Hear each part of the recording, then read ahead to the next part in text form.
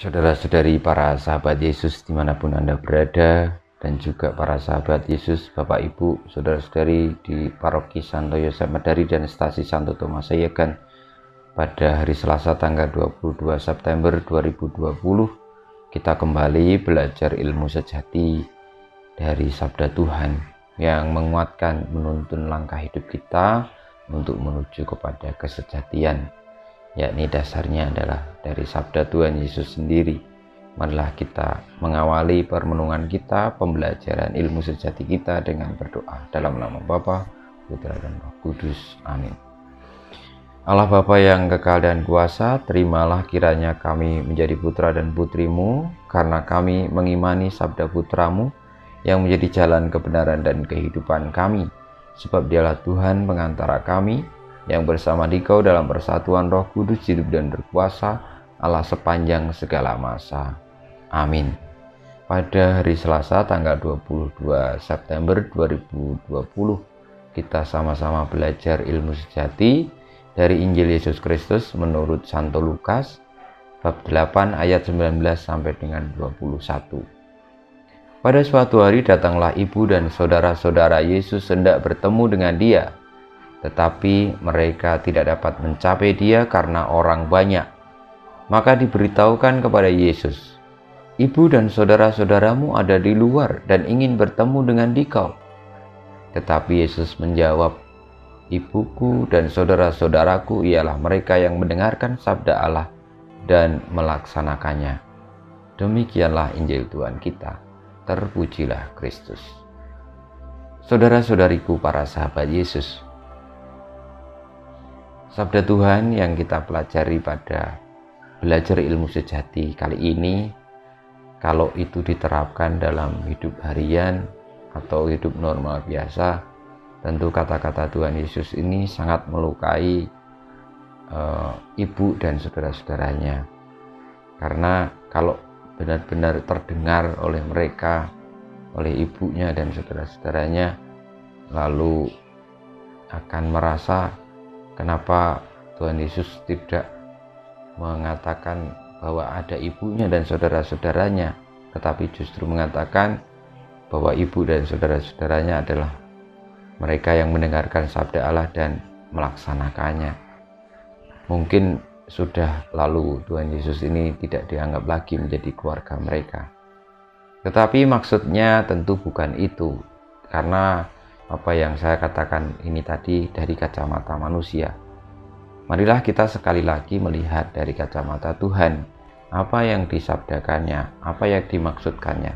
Bahwa Tuhan tidak bermaksud sama sekali melukai ibu dan saudara-saudaranya dengan mengatakan itu, tetapi justru lebih memperdalam bagaimana Allah memberikan rahasianya, memberikan petunjuknya melalui Kristus.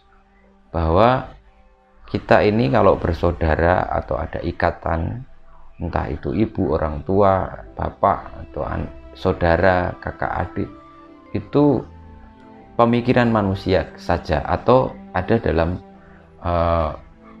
bahasa manusia atau dalam dunia manusia. Tetapi di hadapan Allah kita ini satu saudara ketika kita boleh dan bisa berjuang terus untuk mendengarkan sabda Allah dan melaksanakannya, sehingga lebih luas lagi, tidak terkotak-kotak, tidak menjadi sempit hanya dihitung karena hubungan darah atau keluarga seperti itu.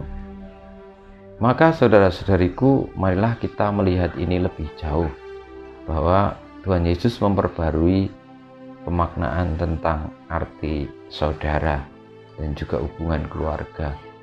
Bahwa hubungan keluarga, kita semua, siapapun yang melaksanakan sabda Allah, mendengarkan dan melaksanakan sabda Allah, itu satu keluarga besar. Dan seringkali ada yang lalu merasa tidak mau hidup di dalam keluarga itu dan lebih menuruti keinginannya, lalu mengingkari sabda Tuhan, mengingkari kemanusiaannya. Dan itu yang lalu tidak merasa menjadi satu saudara. Dan itu bisa terjadi dalam hidup kita sehari-hari. Ibaratnya kalau ada orang yang bilang, itu satu saudara kok, tidak bisa akur. Nah, lalu sementara yang orang lain bisa akur, padahal sebenarnya kita itu sama, maka itu menjadi semacam kekecualian kalau misalnya dia ada hubungan saudara tetapi tindakannya justru saling berebut warisan. Nah, itu walaupun itu hubungan ada kerabat atau saudara secara darah, tetapi dia tidak menjadi saudara di dalam Tuhan. Dan saudara di dalam Tuhan ini lebih esensial atau lebih pokok. Nah, saudara-saudariku, lalu dari sisi manusia kita diminta untuk semakin terbuka memahami apa arti saudara. Bahwa siapapun yang ada di dunia ini dengan segala macam ras, agama, budaya, kelompok macam-macam itu semua saudara.